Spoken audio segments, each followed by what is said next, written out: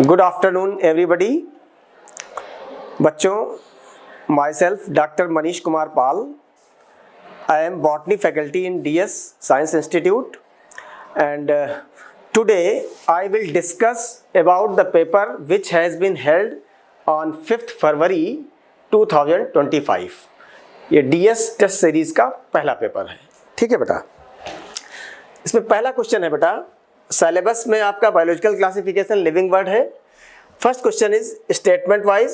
First statement, since the dawn of civilisation there have been many attempt to classify living organisms. ठीक है, सभ्यता के आरंभ से ही जीवों को वर्गीकृत करने के कई प्रयास हुए हैं। स्टेटमेंट सही है।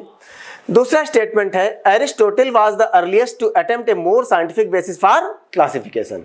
तो अरस्तु जो यूनान के दार्शनिक थे, इन्होंने सबसे पहले साइंटिफिक बेसिस पर क्लासिफिकेशन दिया। Both are the NCERT lines and both statements are correct.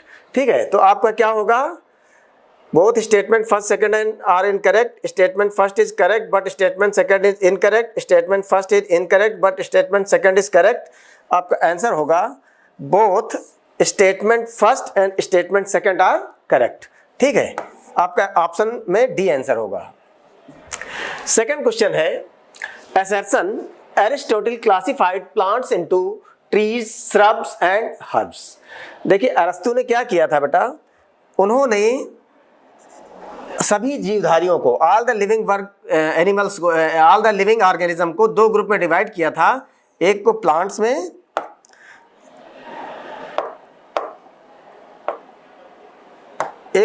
में, डिवाइड किया था और दूसरे को एनिमल्स में, प्लांट्स एंड एनिमल्स।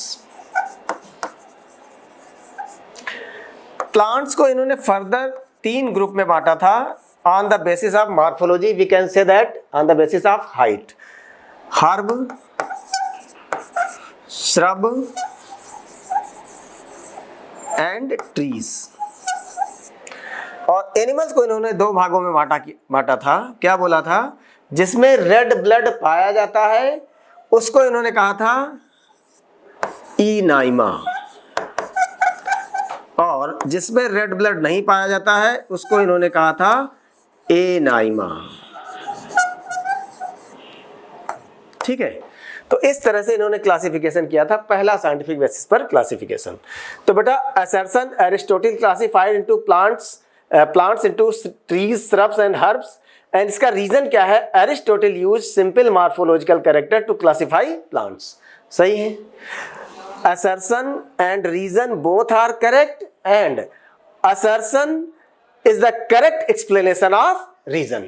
ठीक है, तो आपका आंसर क्या हो जाएगा, डी। ठीक है,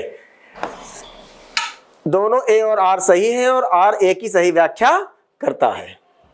next question, statement first, beside gross morphology a need was also felt for including other characteristics like cell structure, nature of cell wall, mode of nutrition, habitat and evolutionary relationship। ठीक है, पहले जैसे अरस्तु ने morphology का use किया था, इसके बाद में कैरोलस लीनियस ने मॉर्फोलॉजी का यूज किया था, इसके बाद में ये पूर्ण आकारिकी के अलावा कोशिका की संरचना, भित्ति का प्रकार, प्रकृति, पोषण विधि, आवास, जैव विकास संबंधी अन्य विशेषताओं को शामिल करने की भी आवश्यकता महसूस की गई। सही है। दूसरा कथन है, classification system for living organism have hence undergone several changes over time. समय के साथ क्लासिफिकेशन सिस्टम में बहुत बदलाव हुए। जैसे पहले बेटा अरस्तु ने क्या किया था, प्लांट्स और एनिमल्स में बांटा था सभी जीवधारियों को। फिर आपके कैरोलस लीनियस आए, उन्होंने टू किंगडम सिस्टम में डिवाइड किया, किंगडम प्लांटी, किंगडम एनिमेलिया। फिर अर्नस्ट हैकेल आए, उन्होंने तीन किंगडम में डिवाइड किया, प्रोटिस्टा, प्लांटी एंड एनिमेलिया। इसके बाद में कोपलैंड आए, उन्होंने और एक नया किंगडम बनाया जिसका नाम रखा मोनेरा। तो चार किंगडम हो गए, Monera, protista, animalia and Plantae. इसके बाद में RH विटेकर आए, उन्होंने क्या किया, पूरे ऑर्गेनिज्म को 5 ग्रुप में बांटा। क्या, मोनेरा, प्रोटिस्टा, फंजाई, प्लांटी और एनिमेलिया। ठीक, तो दोनों स्टेटमेंट बेटा सही है। समय के साथ साथ वर्गीकरण प्रणाली में कई सारे बदलाव हुए। जैसे जैसे टेक्नोलॉजी एडवांसमेंट होता गया वैसे वैसे क्लासिफिकेशन में भी बदलाव आते गए, इसीलिए क्या होगा, both the statement first and second are correct. ठीक है, नेक्स्ट, द 3-domain system has been proposed by Carl Woese that divide the kingdom Monera into 2 domain। देखिए, जो कार्ल ऊज साहब थे, इन्होंने जैसे पहले क्या था, किंगडम सिस्टम बनाया था किसने, कैरोलस लीनियस ने। इन्होंने किंगडम से भी बड़ा एक ग्रुप बनाया उसके ऊपर का, तो इन्होंने ऑल द लिविंग ऑर्गेनिज्म को 3 डोमेन में बांटा। 3 डोमेन,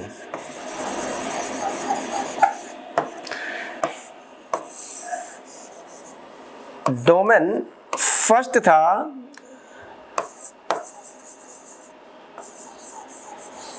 डोमेन फर्स्ट, इसको इन्होंने क्या कहा, आर्किया। डोमेन सेकंड था, इसको इन्होंने कहा बैक्टीरिया। डोमेन सेकंड, इसको इन्होंने बैक्टीरिया कहा। और डोमेन थर्ड था, इसको इन्होंने यूकैरिया कहा। यूकैरिया, ठीक है, आर्किया, बैक्टीरिया एंड यूकैरिया। बेसिकली बेटा जो आर.एच. विटेकर का 5 किंगडम सिस्टम ऑफ क्लासिफिकेशन में मोनेरा को रखा गया था, तो मोनेरा में सारे बैक्टीरिया इंक्लूडेड थे। आर.एच. विटेकर के मोनेरा को कार्ल ऊज ने क्या किया, किंगडम मोनेरा में से आर्की बैक्टीरिया को अलग कर दिया और उसका एक नया डोमेन बना दिया, आर्किया। ठीक, और बैक्टीरिया को डोमेन सेकंड में रख दिया जिसमें यू बैक्टीरिया है, और डोमेन थर्ड में यूकैरिया। यूकैरिया में बेटा मोनेरा आर.एच. विटेकर के चारों किंगडम प्रोटिस्टा, फंजाई, प्लांटी और एनिमेलिया को रखा गया। ठीक है, तो एक्चुअली इन्होंने क्या किया था, किंगडम मोनेरा को कितने भागों में डिवाइड किया, 2 भागों में, 2 डोमेन में। तो आंसर आपका हो जाएगा सी। ठीक है, पूछा क्या है आपसे कि कार्ल ऊज ने किंगडम मोनेरा को कितने डोमेन में डिवाइड किया, तो मोनेरा से डोमेन फर्स्ट और डोमेन सेकंड निकला है। Okay, next, as we go higher from species to kingdom the number of common characteristics goes on. बेटा जैसे जैसे हम स्पीसीज से ऊपर बढ़ते हैं, species, genus, family, order, class, phylum या डिवीजन और किंगडम, जैसे ऊपर बढ़ते जाते हैं कॉमन कैरेक्टर घटते जाते हैं, सिंक्रोनाइज होते जाते हैं। और जैसे ही हम डिसेंडिंग ऑर्डर में आते हैं किंगडम से स्पीसीज की तरफ, तो कॉमन कैरेक्टर बढ़ते जाते हैं। ठीक, तो क्या होगा, जैसे जैसे हम एक प्रजाति से दूसरे में आगे बढ़ते हैं समान विशेषताओं की संख्या क्या हो जाती है, as we go from species to kingdom, तो क्या हो जाएगा, घटती जाएगी। ठीक है, decreasing. As we go higher from species to kingdom the number of common characteristics goes on decreasing. ठीक है, next, archaebacteria different from eubacteria in having. ठीक है, आर्की बैक्टीरिया यू बैक्टीरिया से कैसे डिफरेंट है, double standard DNA दोनों में होता है, इस डीएनए जहां भी पाया जाता है डबल स्टैंडर्ड ही होता है। अलग कोशिका भित्ति संरचना, different cell wall structure different होता है। फ्लैजेला बैक्टीरिया में सेम होता है, लेकिन 80S राइबोसोम बैक्टीरिया में नहीं पाए जाते हैं। किसमें पाए जाते हैं, यूकैरियोट्स में। तो आपका जो डबल स्टैंडर्ड डीएनए दोनों में सेम होगा, सेल वॉल डिफरेंट होगी। ठीक है, सेल वॉल डिफरेंट होगी। Next, among the following how many statements are correct? Methanogens are present in the gut of several ruminating animals। बेटा मिथेनोजन जो होते हैं एक्चुअली जो रूमिनेटिंग एनिमल है, जुगाली करने वाले, उनका स्टमक 4 चैम्बर का बना होता है, रूमेन, रेटिकुलम, ओमेसम, एबोमेसम। तो रूमेन में सिम्बायोटिक बैक्टीरिया पाए जाते हैं और वो मिथेनोजेनिक बैक्टीरिया होते हैं जो क्या करते हैं, सेलुलोज का सिक्रीशन करते हैं। और जुगाली करने वाले जानवर पहले चारा खाने के बाद फिर क्या करते हैं, बाद में जुगाली करते हैं, जिससे क्या वो सेलुलेज एंजाइम हेल्प करता है डाइजेशन करने में, किसका, सेलुलोज का, सेलुलोज का। और उसका नेक्स्ट है methanogens are present in the gut of several ruminating animal, सही है ये। साइनोबैक्टीरिया है chlorophyll a similar to green plants and are photosynthetic autotrophs, ये भी सही है। सबसे पहले साइनोबैक्टीरिया आए during the course of evolution, वो ऑक्सीजेनिक फोटोसिंथेसिस करते थे और उनके पास क्लोरोफिल ए सिमिलर था ग्रीन प्लांट्स के, ठीक। सेकंड ऑप्शन भी सही है। The cyanobacteria are multicellular colonial or filamentous. देखो बेटा, साइनोबैक्टीरिया हम जानते हैं मोनेरंस हैं। मोनेरंस क्या है? यूनिसेल्युलर प्रोकैरियोट, और यहां पर लिखा है मल्टीसेल्युलर, तो ये मल्टीसेल्युलर नहीं होते हैं, ठीक। वो बात अलग है, इनकी सेल डिवीजन करके एक दूसरे से जुड़ी होती है, लेकिन वो मल्टीसेल्युलर होते नहीं है, यूनिसेल्युलर होते हैं। तो ये वाला ऑप्शन आपका गलत। साइनोबैक्टीरिया ऑफन फॉर्म्स ब्लूम इन फ्रेश वाटर। साइनोबैक्टीरिया ब्लूम बनाता है, लेकिन क्या होता है, फ्रेश वाटर में नहीं। जब वो पोल्यूटेड वाटर बॉडी में होते हैं तभी ब्लूम बनाते हैं, तो आपका ये भी ऑप्शन गलत हो जाएगा। Nostoc and Anabaena can fix atmospheric nitrogen due to presence of specialised cell called heterocyst, this is correct. तो आपको बताना क्या है कि कितने स्टेटमेंट करेक्ट हैं, कौन कौन सा आपका ए करेक्ट है, बी करेक्ट है एंड ई करेक्ट है। A, B and E are correct. आपका क्या हो जाएगा? आंसर सी, ठीक है। नेक्स्ट है, heterotrophic bacteria are helpful in making curd from milk, सही है। लैक्टोबैसिलस दूध से दही बनाता है। Production of antibiotics, filamentous bacteria होते हैं जिनको हम एक्टिनोमाइसीट्स कहते हैं, उनसे एंटीबायोटिक निकाली जाती है, ठीक है। And fixing nitrogen in legume roots, बहुत सारे ऐसे राइजोबियम जैसे क्या होता है, लेग्यूमिनोसी फैमिली की जड़ों में ये रूट नोड्यूल्स बनाते हैं और वहां पे नाइट्रोजन फिक्स करते हैं। विषमपोषी जीवाणु दूध से दही बनाने, प्रतिजैविक के उत्पादन, फलीदार पौधों की जड़ों में नाइट्रोजन स्थिरीकरण में सहायक होते हैं। सेकंड स्टेटमेंट है, विषमपोषी जीवाणु प्रकृति में सबसे कम प्रचुर मात्रा में पाए जाते हैं। देखो बेटा, ये सबसे कम प्रचुर मात्रा में नहीं पाए जाते हैं, सबसे अधिक मात्रा में पाए जाते हैं, मोस्ट एबंडेंट होते हैं, लीस्ट एबंडेंट नहीं होते हैं। तो स्टेटमेंट सेकंड क्या हो जाएगा? गलत हो जाएगा। स्टेटमेंट फर्स्ट सही। आंसर आपका होगा statement first is correct but statement second is incorrect, ठीक है। Next, chemosynthetic autotrophic bacteria oxidize various inorganic substances such as nitrites, ammonia and used the released energy for their ATP production, सही है। ये जितने भी bacteria होते हैं chemosynthetic autotrophic, ये इनऑर्गेनिक सब्सटेंसेस को, जैसे बेटा नाइट्रोजन को अमोनिया में बदलते हैं, ammonia is converted into nitrite and nitrite is converted into nitrate and nitrate is usable form for plants, ठीक है। तो इसमें जो नाइट्राइट अमोनिया जैसे विभिन्न अकार्बनिक पदार्थों का ऑक्सीकरण करके अपने एटीपी के उत्पादन के लिए मुक्त ऊर्जा का उपयोग करते हैं। पहला ऑप्शन सही है। नाइट्रोजन, फास्फोरस, आयरन और सल्फर जैसे पोषक तत्वों के पुनर्चक्रण में महत्वपूर्ण भूमिका निभाते हैं। Recycling of nutrients like nitrogen, phosphorus, iron and sulphur, ये भी सही है। इसको रिसाइकिल करने का काम भी कौन करता है? Chemosynthetic autotrophic bacteria. और इसका एग्जाम्पल है नाइट्रोसोमोनास नाइट्रोबैक्टर। नाइट्रोसोमोनास बेटा क्या करता है? अमोनिया से नाइट्राइट बनाता है और अमोनिया को ऑक्सीडाइज करता है नाइट्राइट में, and nitrite is oxidise into nitrate by nitrobacter. यहां पे काम कौन करता है? नाइट्रोसोमोनास,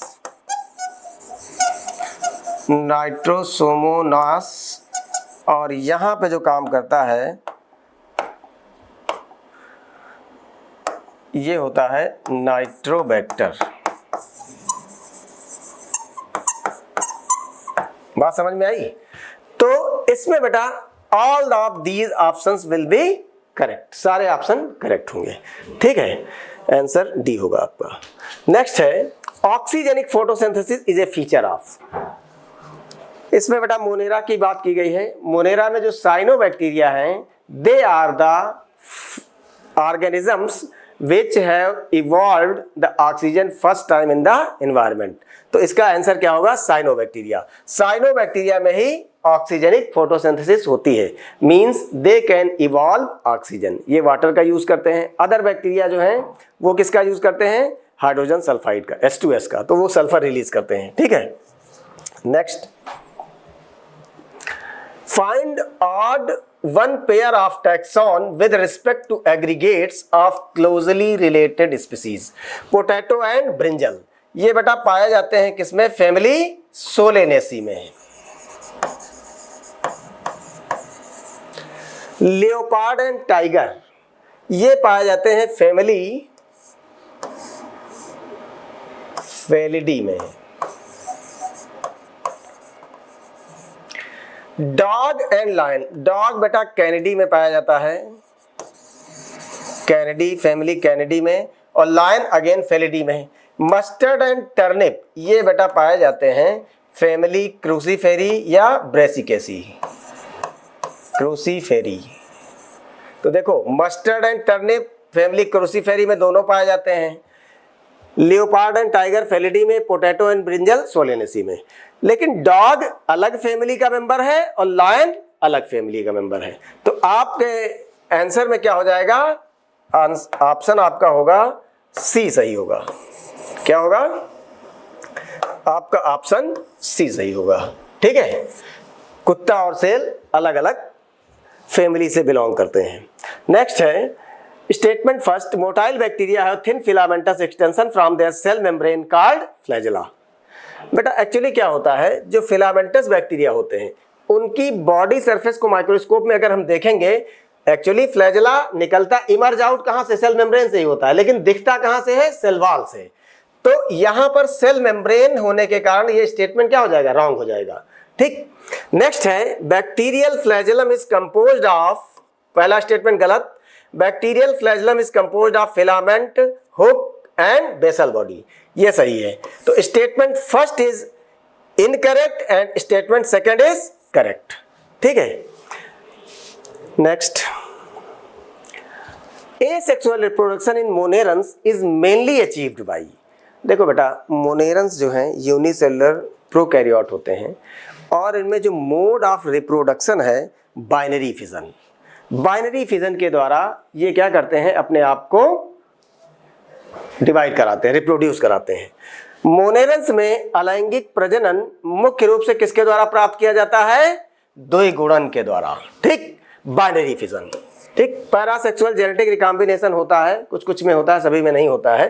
ट्रांसफॉर्मेशन, कॉन्जुगेशन, ट्रांसडक्शन, इसको कहते हैं पैरासेक्सुअल जेनेटिक रिकॉम्बिनेशन। इंडोस्पोर बेटा बनते हैं, ये एक विशेष बैक्टीरिया में बनते हैं जिसको हम बैसिलस स्पीसीज कहते हैं, बैसिलाई में बनते हैं और एडवर्स कंडीशन में बनते हैं। ठीक, और ये मोड ऑफ रिप्रोडक्शन हम नहीं कहेंगे, ये एडवर्स कंडीशन में अपने आप को बचाने के लिए इंडोस्पोर बनाते हैं। और जो स्पोर मोटाइल होते हैं क्योंकि फ्लैजेला इसमें पाया जाता है। ठीक है, लेकिन ये चल बीजाणु बैक्टीरिया में, मोनेरंस में नहीं पाए जाते हैं। नेक्स्ट है, among the following how many statements are correct? There are several organisms that you can see with your naked eye but they are all around you. देखो बेटा, जैसे क्या है, ऐसे कई जीव हैं जिन्हें आप अपनी नग्न आंखों से देख सकते हैं, नग्न आंखों से नहीं देख सकते हैं। अगर नग्न आंखों से देख सकते तो माइक्रोस्कोप की जरूरत क्यों पड़ती? लेकिन वे आपके चारों ओर हैं, तो ये स्टेटमेंट क्या हो जाएगा? गलत। क्यों? क्योंकि नग्न आंखों से नहीं देख सकते हैं, तो यू कैन नॉट सी, अगर यहां नॉट लगा होता तो ये आंसर पहला सही हो जाता। दूसरा है, if you were to increase the area that you make observation in the range and variety of organism that you see would decrease. बेटा डिक्रीज नहीं होगा। मान लिया गंगापुर सिटी में आपने 1000 तरह के स्पीसीज देखी और आपने एरिया बढ़ा दिया पूरा माधवपुर सिटी, तो और कुछ स्पीसीज बढ़ जाएंगी, और पूरे राजस्थान को इंक्लूड कर लिया तो और नंबर ऑफ स्पीसीज बढ़ जाएंगी। लेकिन ये क्या कह रहे हैं कि यदि आप अपना अवलोकन क्षेत्र बढ़ा दें तो आपके द्वारा देखे जाने वाले जीवों की सीमा और विविधता कम हो जाएगी, कम नहीं होगी, बढ़ जाएगी। तो ये भी सेकंड स्टेटमेंट भी गलत है, फर्स्ट भी गलत है, सेकंड भी गलत है। नेक्स्ट है, each different kind of plant, animal or organism that you see represents species. This is the correct answer. Next is the number of species that are known and described range between 1.7 to 1.8 million. This is also correct. ठीक, तो यहां पर हमारा third and fourth option correct होगा. How many statements are correct? Only third and fourth. ठीक है. Next, the scientific name of mango is written as Mangifera indica, in which Mangifera represent the genus and indica represent the species. This is the correct answer. Mangifera genus का प्रतिनिधित्व करता है और indica प्रजाति का. ठीक है. Mangifera प्रजाति का प्रतिनिधित्व करता है, जबकि indica वंश का ये गलत हो जाएगा. ये भी गलत है. Mangica indica दोनों सामान्य नाम नहीं है, साइंटिफिक नेम है. मैंजीफेरा और इंडिका दोनों विशिष्ट नाम का प्रतिनिधित्व करते हैं नहीं. नेक्स्ट है, a group of individual organism with fundamental similarities is called. बेटा, जिसमें मौलिक समानता पाई जाती है, मौलिक समानता वाले व्यक्तिगत जीवों के समूह को क्या कहते हैं? स्पीसीज. जिसमें एकदम फंडामेंटल सिमिलरिटी हो, जैसे हम लोग हैं ह्यूमन, होमोसेपियंस, एक ही स्पीसीज के मेंबर हैं, सभी में फंडामेंटल सिमिलरिटी है. जैसे 2 आंखें हैं, 2 कान हैं, बाल हैं, 2 पैर हैं, हाथ हैं. सबके अंदर 9 सिस्टम हैं: reproductive system, circulatory, respiratory, endoskeleton system, endocrine system, reproductive system. ये सभी में सिमिलर हैं. तो क्या हो जाएगा? मौलिक समानता वाले व्यक्तिगत जीवों के समूह को क्या कहते हैं? प्रजाति या स्पीसीज कहते हैं. ठीक है. नेक्स्ट है, procedure of classification in most complex at higher ranks it is due to. मतलब जो क्लासिफिकेशन का प्रोसीजर है ये ज़्यादा कॉम्प्लेक्स हो जाता है हायर रैंक पे. क्यों? वर्गीकरण की प्रक्रिया उच्च रैंक पर सबसे जटिल है. इसका कारण क्या है? ग्रेटर सिमिलरिटीज है लोअर रैंक, ये कारण नहीं है. Greater variation at lower rank, ये भी कारण नहीं है. Greater variation at higher rank, this is the reason. Higher rank पे वेरिएशन बहुत ज़्यादा हो जाती है, इसीलिए वर्गीकरण की प्रक्रिया में उच्च रैंक पर जटिलता आती है. Procedure of classification is complex at higher ranks because greater variation at higher ranks. ठीक है. नेक्स्ट,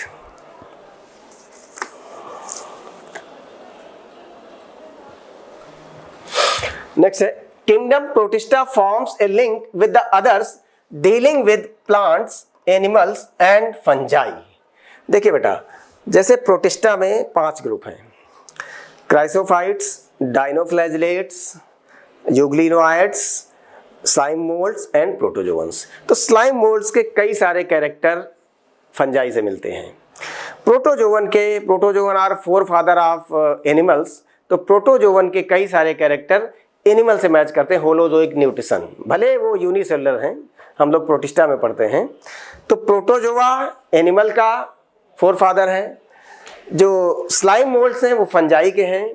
और प्लांट्स में हम कह सकते हैं डाइनोफ्लैजिलेट्स फोटोसिंथेसिस करता है, और क्राइसोफाइट भी फोटोसिंथेसिस करते हैं, यूग्लिनोइड भी फोटोसिंथेसिस करते हैं. यूग्लिनोइड में सेम पिगमेंट पाया जाता है जो हायर प्लांट्स में पाया जाता है. तो पहला स्टेटमेंट सही है कि प्रोटिस्टा जगत पौधों, जानवरों और कवकों से संबंधित अन्य जीवों के साथ एक कड़ी बनाता है. This is the correct.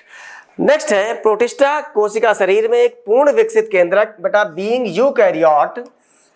ठीक, ये प्रोटिस्टा क्या है? यूनिसेलुलर यूकैरियोट है. तो इसमें क्या है? वेल डेवलप्ड न्यूक्लियस होता है and other membrane bound organelles are found. ठीक है. Protistan cell body contains well defined nucleus and other membrane bound organelles. तो both statements are first and second are correct. First and second are correct. ठीक है, D होगा answer.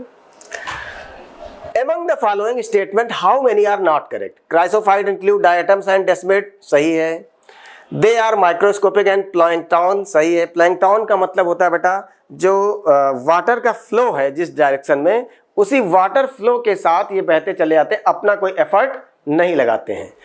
तो दूसरा option भी सही है. दूसरा point, In diatoms, the cell wall forms two thin overlapping shells which fit together as in soap box. This is also correct.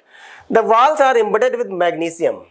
नहीं बेटा, मैग्नीशियम गलत है, मैग्नीशियम नहीं होता, यहाँ पे सिलिका होता है SiO2, और इसी सिलिका के कारण इनकी वाल इंडिस्ट्रक्टेबल हो जाती है, and these walls are indestructible. तो मैग्नीशियम होने के कारण ये गलत। Large amount of cell wall deposits in their habitat, this accumulation over millions of years referred as diatomaceous earth. यहाँ पे बेटा सारी बातें ठीक लिखी हैं, लेकिन millions of years this is wrong, क्योंकि डायटोमेसियस अर्थ बनाने के लिए बिलियंस ऑफ ईयर्स लगते हैं, करोड़ों साल लगते हैं, लाखों साल नहीं लगते हैं, करोड़ों साल लगते हैं।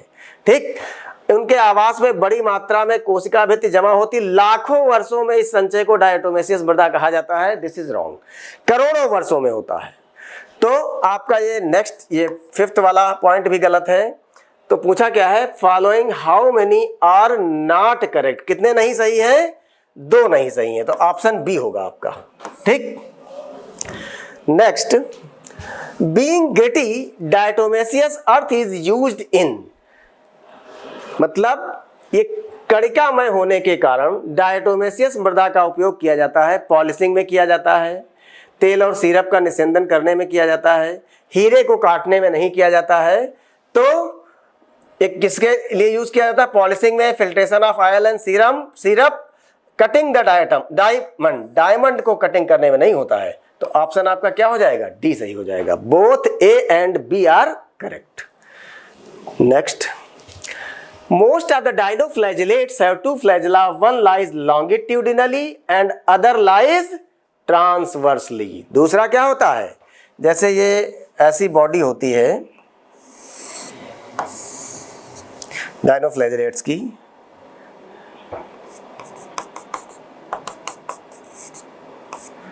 यहां मान लो फ्लैजेला एक लॉन्गिट्यूडिनल है, दूसरा क्या होता है, ट्रांसवर्स होता है, और इसकी सेल वॉल सेलुलोजिक प्लेट से मिलकर बनी होती है। ठीक, किससे मिलकर बनी होती है, सेलुलोजिक प्लेट से। तो ट्रांसवर्सली होता है, एक लॉन्गिट्यूडिनली होता है। तो आपका क्या हो जाएगा, आंसर सी हो जाएगा, ट्रांसवर्स। नेक्स्ट है, red tide is due to rapid multiplication of, बेटा जिलीडियम, ग्रेसिलेरिया, ये दोनों एल्गी हैं, यूग्लिना यूग्लिनोइड का मेंबर है, और गोनियोलैक्स आपका क्या है, डाइनोफ्लैजिलेट।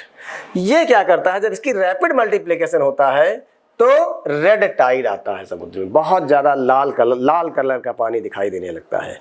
ठीक है, रेड टाइड किसके कारण आता है, गोनियोलैक्स के कारण। ठीक, नेक्स्ट है, among the following which is found in stagnant water, रुका हुआ पानी तालाबों में, गड्ढों में, झीलों में पाया जाता है। तो बेटा इसमें पूछा है कि कौन जो है रुके हुए जल में पाया जाता है, स्थिर जल में कौन पाया जाता है। तो डायटम्स बहते हुए पानी में पाए जाते हैं, प्लैंकटन होते हैं। डायटम्स कहाँ पाए जाते हैं, बहते हुए पानी में। लेकिन जो आपके डाइनोफ्लैजिलेट्स, ये भी क्या है, मेराइन वाटर में पाए जाते हैं। यूग्लिनोइड बेटा फ्रेश वाटर में पाए जाते हैं और स्टैग्नेंट वाटर में पाए जाते हैं। Euglenoids are present in fresh water, mostly in fresh water bodies and in stagnant water. भाई नदी का पानी तो बहता रहेगा ना, तो बहते हुए पानी में को स्टैग्नेंट वाटर नहीं कहते हैं। स्थिर जल तालाबों में, गड्ढों में पाया जाता है। आपका आंसर क्या होगा, euglenoids. Next, the flexible body of euglenoids is due to the presence of, क्या चीज प्रेजेंट होता है जिसके कारण इनकी बॉडी फ्लेक्सिबल होती है।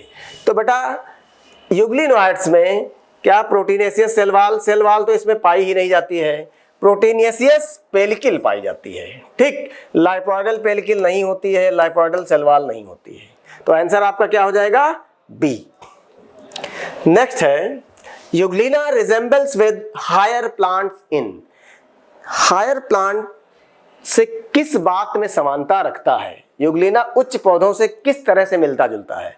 लैंगिक प्रजनन का तरीका बेटा अलग है, यूग्लिना यूनिसेलुलर है, हायर प्लांट मल्टी सेलुलर है, उसमें फ्लावरिंग फ्रूटिंग होती है हायर प्लांट्स में। खाद्य पदार्थ अलग अलग हो सकते हैं। वर्णकों के प्रकार that is types of pigment, भाई पिगमेंट में क्लोरोफिल ए यूग्लिनोइड्स में भी पाया जाता है और हायर प्लांट्स में भी पाया जाता है। ठीक, तो वर्णकों के प्रकार में यूग्लिना पौधों से मिलता जुलता है। नेक्स्ट है slime moulds are saprophytic protist. ठीक, अवपंक कवक मृतपोषी प्रोटिस्टा है। सही है। ये क्या है? अपना भोजन सड़े गले पदार्थों से लेते हैं। They obtain their food from dead and decaying organic matter by extracellular digestion. They ingest the digested food from dead and decaying matter. ठीक है, तो पहला असर्शन सही है। Body moves along decaying twigs and leaves engulfing organic material. देखो बेटा, ये मान लो पत्ती है, ये पत्ती जमीन पे गिरी पड़ी है और इसके चारों तरफ आपके ये जो स्लाइम मोल्ड्स हैं ये इसके चारों तरफ आ गए।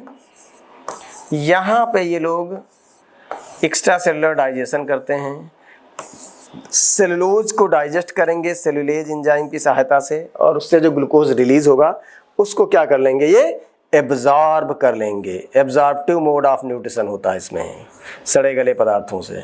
ठीक, बात समझ में आई? तो बेटा स्लाइम मोल्ड सैप्रोफिटिक है, assertion is correct and reason is also correct because they obtain their food from dead and decaying organic matter. Leave से या ट्विग से, इससे क्या करते हैं? अपना भोजन लेते हैं।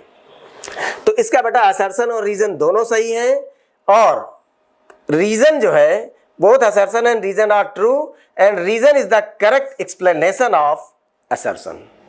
ठीक है, दोनों सही है और एक ये असर्शन का करेक्ट एक्सप्लेनेशन कर रहा है रीजन।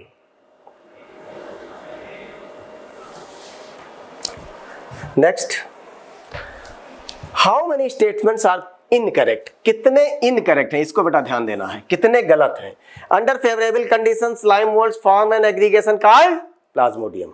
जब बेटा फेवरेबल कंडीशन होती है तो सब लोग मिल के रहते हैं।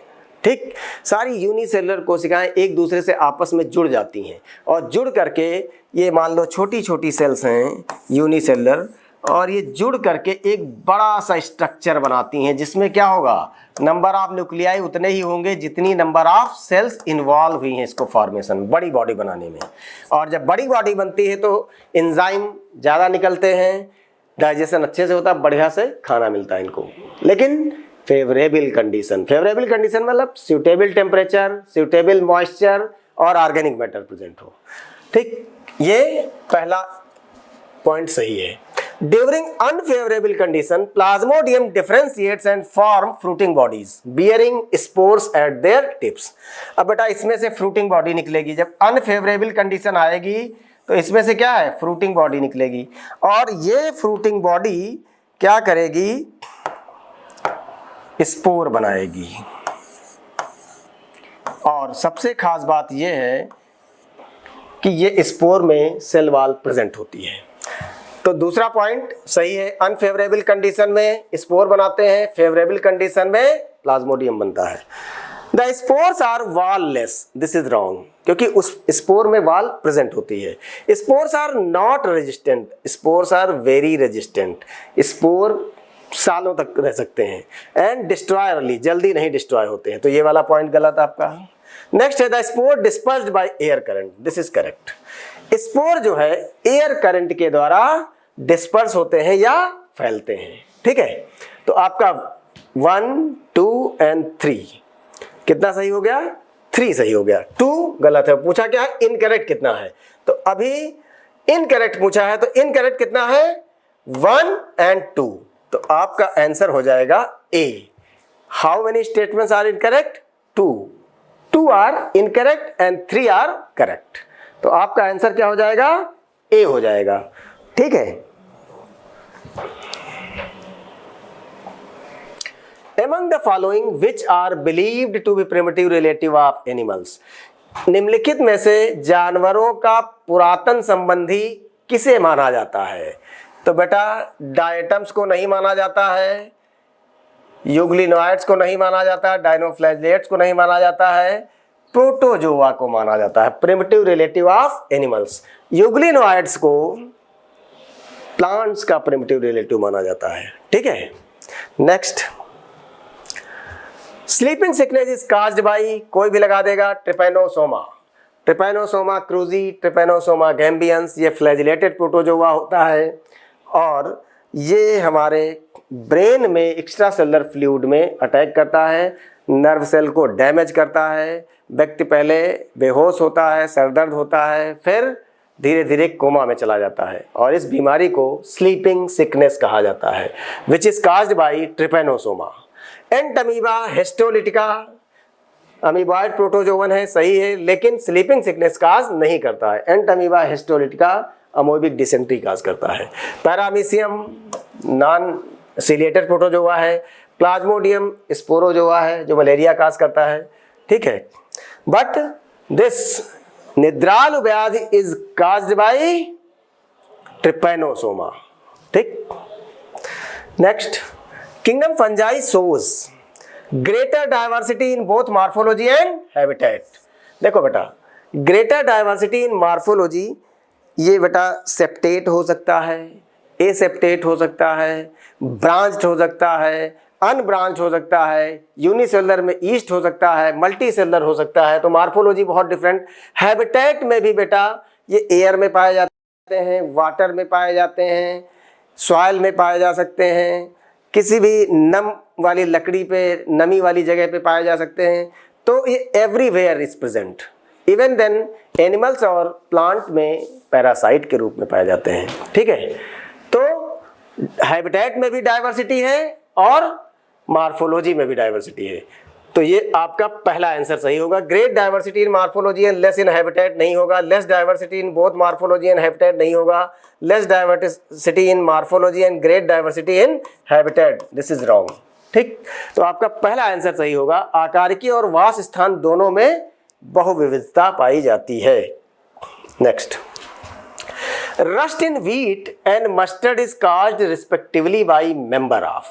देखो बेटा, व्हीट में रस्ट जो काज होता है उसको कहते हैं पक्सीनिया, पक्सीनिया, और Puccinia is a member of basidiomycetes, बेसिडियोमाइसीट्स।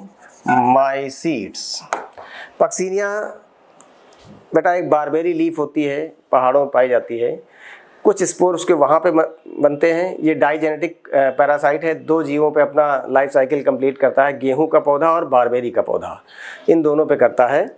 तो Puccinia is A causes very dangerous disease, rust disease, जो स्टेम में गेहूं के, लीव्स में, और इवन देन जो इन्फ्लोरेसेंस बनता है जहाँ पे गेहूं की बाली निकलती है, यानी जहाँ पे गेहूं के दाने बनते हैं, वो भी नहीं बनते हैं इसके कारण। तो ईल्ड बहुत कम हो जाती है। तो ये बेसिडियोमाइसीट्स का मेंबर है। और मस्टर्ड जो है, मस्टर्ड में जो काज होता है डिजीज, वो काज होता है एल्ब्यूगो या सिस्टोपस के द्वारा। किसके द्वारा? Albugo.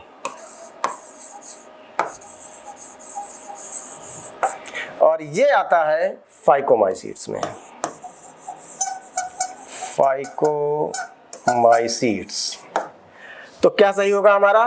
Rust in wheat and mustard is caused respectively by member of basidiomycetes and phycomycetes. Next, classification of fungi into various classes is based on. देखो बेटा, वैसे तो कई सारे तरीके हैं, लेकिन मॉर्फोलॉजी ऑफ माइसीलियम ब्रांच्ड है, अनब्रांच्ड है, सेप्टेट है, एसेप्टेट है, एसेप्टेट है, सिनोसिटिक होगा। मोड ऑफ स्पोर फॉर्मेशन, ठीक, और फ्रूटिंग बॉडी फॉर्मेशन, इन तीनों चीज़ों पे डिपेंड करता है। न्यूट्रिशन पे हम लोग इसको क्लासीफाई न्यूट्रिशन के बेसिस पे नहीं करते हैं, मोड ऑफ स्पोर डिस्पर्सल पे भी नहीं करते हैं। तो इसका आंसर हो जाएगा A, B and C. Answer A हो जाएगा। कवक जाल की आकार की, बीजांड निर्माण की विधि, फलनकाय बनाने की विधि।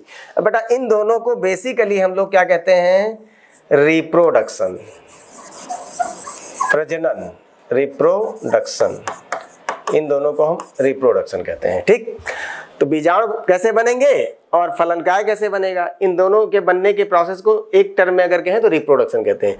तो हम कह सकते हैं कि morphology of mycelium and reproduction पे हम लोगों ने फंजाई को डिफरेंट क्लासेस में क्लासिफाई किया है। ठीक है,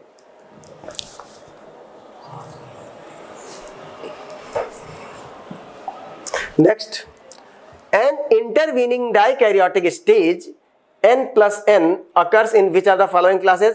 एक मध्यवर्ती द्विकेंद्र की अवस्था निम्नलिखित में से किस वर्ग में होती है? देखो बेटा, फंजाई को हमने 4 भागों में डिवाइड किया है, एस्कोमाइसीट्स, फाइकोमाइसीट्स, एस्कोमाइसीट्स, बेसिडियोमाइसीट्स और ड्यूटेरोमाइसीट्स। ठीक है, इन चारों में जो ड्यूटेरोमाइसीट्स है वो इम्परफेक्ट फंजाई कहलाता है। ठीक है, और इसमें सेक्सुअल रिप्रोडक्शन नहीं होता है। अब बचे 3, एस्कोमाइसीट्स, बेसिडियोमाइसीट्स और फाइकोमाइसीट्स। तो फाइकोमाइसीट्स में सबसे पहले ये बात समझ लो, ये बात किस चीज की हो रही है? इंटरवीनिंग डाइकैरियोटिक स्टेज N+N, जो सेक्सुअल रिप्रोडक्शन होता है, सेक्सुअल रिप्रोडक्शन में 3 फेजेस होती हैं। कौन कौन सी? सबसे पहले प्लाज्मोगैमी, दूसरा कैरियोगैमी और तीसरा मियोसिस। Third one meiosis. तो देखो, प्लाज्मोगैमी होने के बाद जो फाइकोमाइसीट्स है उसमें क्या होता है? प्लाज्मोगैमी हुई, 2 सेल्स मिली, दोनों का साइटोप्लाज्म फ्यूज हो गया। साइटोप्लाज्म फ्यूज होने के बाद इमीडिएट कैरियोगैमी हो जाती है, किसमें? फाइकोमाइसीट्स में। और कैरियोगैमी होने के बाद डाइकैरियन, मतलब जैसे इसका जाइगोस्पोर बनता है वैसे इसमें मियोसिस हो जाती है। ठीक, मियोसिस के बाद 4 सेल बन जाते हैं। तो ये किसमें होता है? फाइकोमाइसीट्स में। लेकिन एस्कोमाइसीट्स और बेसिडियोमाइसीट्स में, एस्कोमाइसीट्स और बेसिडियोमाइसीट्स में क्या होता है बेटा? ये जो प्लाज्मोगैमी तो हो जाती है लेकिन कैरियोगैमी थोड़ा रुक के होती है। जैसे कैरियोगैमी के लिए ये साइटोप्लाज्म मिला और ये 2 डिफरेंट न्यूक्लियाई हैं, एक न्यूक्लियस ये है और दूसरा मान लो ये है, स्ट्रेन थोड़ा सा डिफरेंट होगी। तो ये दोनों न्यूक्लियाई हैं, ये दोनों N+N दोनों हैप्लॉइड हैं। ये दोनों कुछ देर तक रुकते हैं क्योंकि इनको अदर सेल्स में भी जो डिफरेंट न्यूक्लियाई है उसको मिक्सअप कराना होता है, क्लैम्प कनेक्शन बनते हैं बेसिडियोमाइसीट्स में। तो वो तो अलग बात है, आपकी एनसीईआरटी में नहीं है। ये दोनों न्यूक्लियाई थोड़ी देर रुकते हैं, अदर सेल्स को डाइकैरियन बनाते हैं, इसके बाद में फिर इसमें क्या होती है? कैरियोगैमी। ठीक है, प्लाज्मोगैमी, कैरियोगैमी और फिर मियोसिस होगी। मतलब थोड़ी देर तक इंटरवीनिंग फेज, इंटरवीनिंग मतलब मध्यवर्ती फेज, थोड़ी देर के लिए रुकता है। तो ये दोनों चीजें किसमें होती हैं? एस्कोमाइसीट्स एंड बेसिडियोमाइसीट्स में। Next, the sexual cycle in fungi involves, अभी बताएं, प्लाज्मोगैमी, कैरियोगैमी एंड मियोसिस होगा। Plasmogamy, karyogamy and meiosis, plasmogamy, karyogamy and meiosis, option D आपका आंसर सही होगा, डी। पहले प्लाज्मोगैमी होती है, 2 अपोजिट स्ट्रेन के क्या है? हाइफा आएंगे, दोनों का साइटोप्लाज्म मिलेगा, साइटोप्लाज्म के मिलने को प्लाज्मोगैमी कहेंगे, फिर उनका न्यूक्लियस फ्यूज करेगा, कैरियोगैमी कहेंगे और फिर मियोसिस होगी। तो आपका क्या हो जाएगा? डी आंसर हो जाएगा। नेक्स्ट है, match the column 1 with column 2। Column 1 में जैसे फाइकोमाइसीट, एस्कोमाइसीट, बेसिडियोमाइसीट, ड्यूटेरोमाइसीट्स, ये बेटा बेसिकली कहाँ पे ज़्यादा ग्रो करना, कहाँ पे पाए जाते हैं, उसके बारे में थोड़ा सा, इनके हैबिटेट के बारे में बात की गई है। तो देखो, ड्यूटेरोमाइसीट्स बेटा ये क्या करता है? It is the decomposer of litre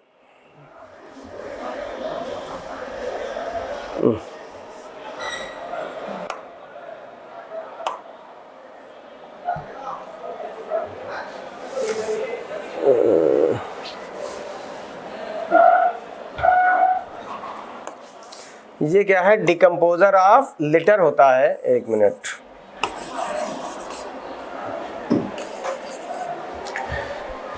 हाँ, deuteromycetes is the decomposer of litter. ये लिटर का डिकम्पोजर है। बेसिडियोमाइसीट्स क्या होता है, grow in soil on logs and tree stumps. ठीक, एस्कोमाइसीट्स कहां पे ग्रो करता है, सैप्रोफिटिक है, डिकम्पोजर है और कॉप्रोफिलस है। जबकि फाइकोमाइसीट्स मॉइस्ट एंड, ये प्रिमिटिव फंगस है, तो decaying would and moist and damp places पे ग्रो करता है। इसको एल्गल फंजाई भी कहते हैं फाइकोमाइसीट्स को। एस्कोमाइसीट्स कहां ग्रो करता है, सैप्रोफिटिक, डिकम्पोजर और कॉप्रोफिलस। तो आपका ए का सेकंड हो जाएगा, ए का सेकंड हो जाएगा, बी का फर्स्ट हो जाएगा। आपका आंसर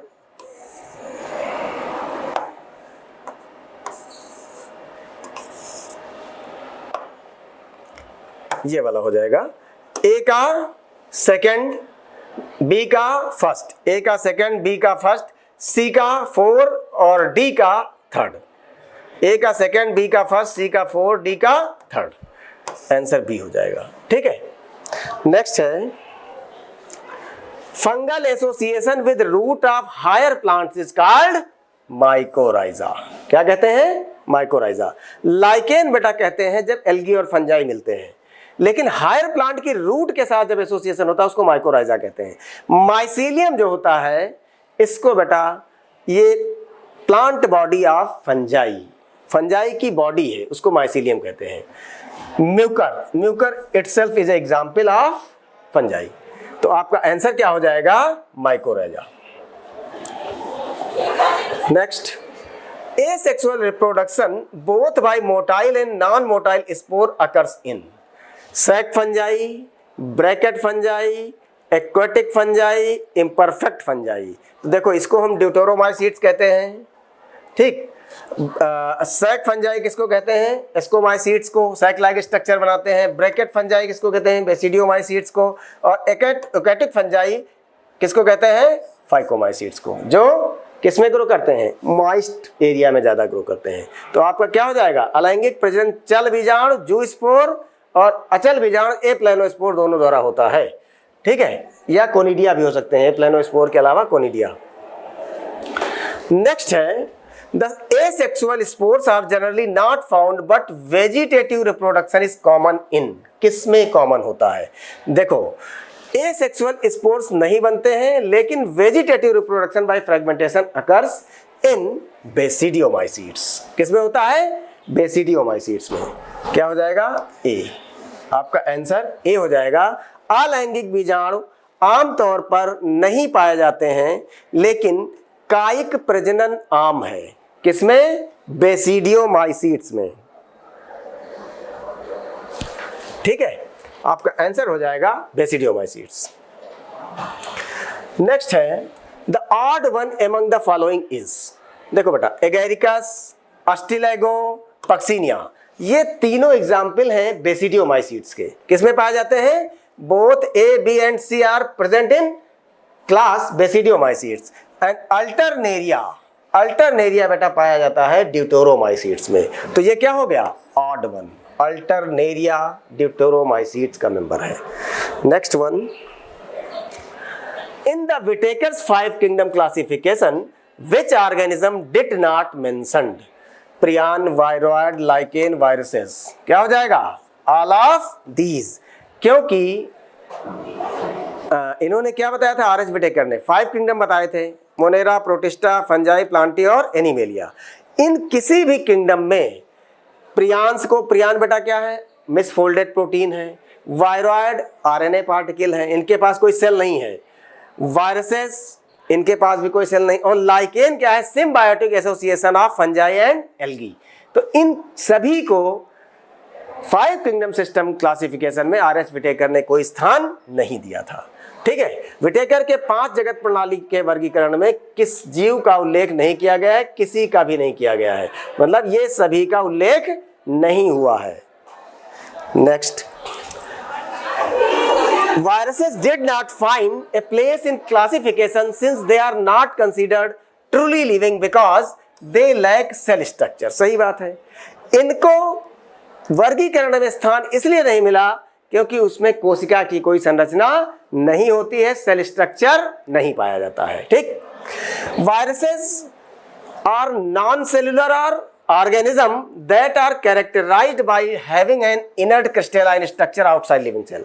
जब बेटा हमारी सेल के बाहर रहते हैं तो ये क्रिस्टल के रूप में होते हैं, इनर्ट क्रिस्टल के रूप में। जब सेल के अंदर आ जाते हैं तो हमारी सेल की मशीनरी का यूज करके एक्टिव हो जाते हैं, सजीवों की तरह वर्क कर लेते हैं। बाहर की तरफ क्या है, निर्जीवों की तरह बिहेव करते हैं। तो दोनों कथन क्या है, सही है। Viruses did not find a place in classification since they are considered truly living because they lack cell structure। पहला स्टेटमेंट करेक्ट है, दूसरा भी एकदम करेक्ट है। The viruses are non-cellular organisms that are characterized by having an inert crystalline structure outside the living cell। Both statement first and second are correct। ठीक, दोनों क्या है, सही है। Next, which of the following statements about viruses is correct। देखो बेटा, viruses possess their own metabolism, अपनी metabolism इनके पास नहीं होती है। विषाणुओं में अपने स्वयं का उपापचय नहीं होता है। All viruses contain both DNA and RNA। बेटा वायरसेस में या तो डीएनए पाया जाएगा या आरएनए पाया जाएगा, आइदर डीएनए और आरएनए, एक ही जेनेटिक मटेरियल होगा। Viruses are obligate parasite, this is correct. Nucleic acid of viruses known as capsid, नहीं बेटा, इसके जो प्रोटीन होती है, प्रोटीन की कवरिंग होती है, उसको कैप्सिड कहते हैं, न्यूक्लिक एसिड को कैप्सिड नहीं कहते हैं। तो आपका करेक्ट आंसर होगा C. Next, Convolvulaceae and Solanaceae are included in the order Polemoniales. किस ऑर्डर में है, पॉलीमोनियल्स। जीनस और किंगडम गलत, डिवीजन किंगडम गलत, ऑर्डर फैमिली गलत। ठीक, कौन सा ऑर्डर है, Polemoniales. Next, Statement first, taxonomical studies of all known organisms have led to the development of common categories such as kingdom, phylum, class, order, family, genus and species। सही है। सभी ज्ञात जीवों के वर्गीकरण संबंधी अध्ययनों से सामान्य श्रेणियों जैसे जगत, संघ, वर्ग, गण, कुल, वंश और प्रजाति का विकास हुआ है। पौधे और जंतु जगत सहित सभी जीवों में प्रजाति सबसे निचली श्रेणी है। This is also correct answer. तो both statement first and second are correct, दोनों क्या होंगे, सही होंगे। डी आंसर होगा आपका, both statement first and second are correct. Next, the group of related species which has more common character in comparison to species of other group is called।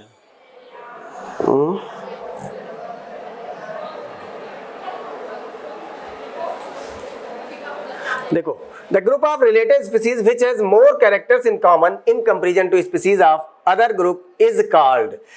एक group के related species जिसमें more common character है उसको क्या कहेंगे, genera कहेंगे। In comparison to species of other group, वो दूसरा जेनरा होगा। तो क्या होगा, एक ग्रुप ऑफ रिलेटेड स्पीसीज किसमें रखी जाती हैं, एक जेनरा में, और दूसरी रिलेटेड स्पीसीज दूसरे जेनरा में। तो क्या होगा, संबंधित प्रजातियों का वह समूह जिसमें अन्य समूह की प्रजातियों की तुलना में अधिक सामान्य लक्षण होते हैं उसे कहा जाता है, क्या कहा जाता है, जेनरा। ठीक, या सिंगुलर में जीनस कहते हैं हम। ठीक, मतलब बेटा ये है कि रिलेटेड स्पीसीज किसमें रखी जाएंगी, एक जेनरा में, और दूसरी रिलेटेड स्पीसीज किसमें रखी जाएंगी, दूसरे जेनरा में। ठीक है, तो group of related species which has more character in common to comparison of species of other group is called genera. एक जेनरा की दूसरे जेनरा से थोड़ा सा कॉमन कैरेक्टर होंगे क्योंकि ये दोनों जेनरा क्या है, एक सेम फैमिली में होंगे। ठीक, तो इसका आंसर होगा वंश। ठीक, अब this is all about today's discussion. ठीक है बेटा, okay, thank you for your kind cooperation.